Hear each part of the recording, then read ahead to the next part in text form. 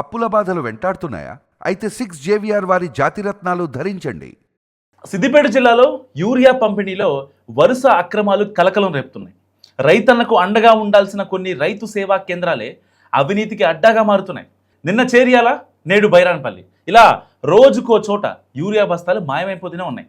అధికారులు నిఘాలోపమో లేక వ్యాపారులు తెగింపో కానీ క్షేత్రస్థాయిలో రైతులకు మాత్రం ఎరువులు దక్కకుండా పోతున్నాయి.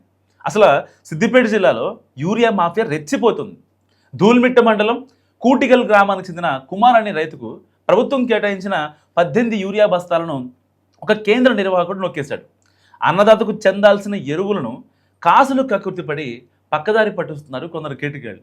సో ప్రభుత్వం ట్రాన్స్పరెన్సీ అంటే పారదర్శకత కోసం తీసుకొచ్చిన యాప్లోనే ఈ వ్యాపారుల భాగవతం బట్టబయలెపుతుంది.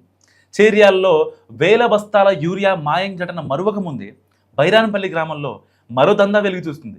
చేరియాల్లో ఏకంగా 6,500 యూరియా బస్తాలు మాయమైన ఘటన జిల్లా వ్యాప్తంగా సంచలనం క్రియేట్ చేస్తుంది. సో ఈ పెద్ద స్కామ్ మరొక ముందే బైరాన్పల్లి రైతు సేవా కేంద్రంలో మరో దందా బయటపడింది. అయితే ఈ దందాను ప్రభుత్వం తీసుకొచ్చిన కొత్త టెక్నాలజీ బట్టబయలు చేసింది. రైతు కుమార్ అసలు యూరియా బుక్ చేసి తీసుకోకపోయినా తీసుకున్నట్టు ఆయన మొబైల్కు మెసేజ్ వచ్చింది.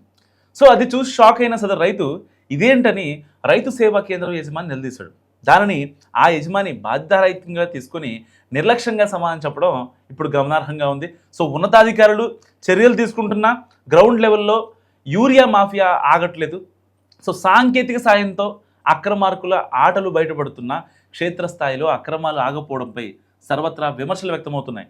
సిద్దిపేట జిల్లాలో జరుగుతున్న ఈ యూరియా దందాపై ఉన్నతాధికారులు మరింత కఠినంగా వ్యవహరించాలని, బాధ్యులపై క్రిమినల్ కేసులు కూడా నమోదు చేయాలని రైతులు డిమాండ్ చేస్తున్నారు.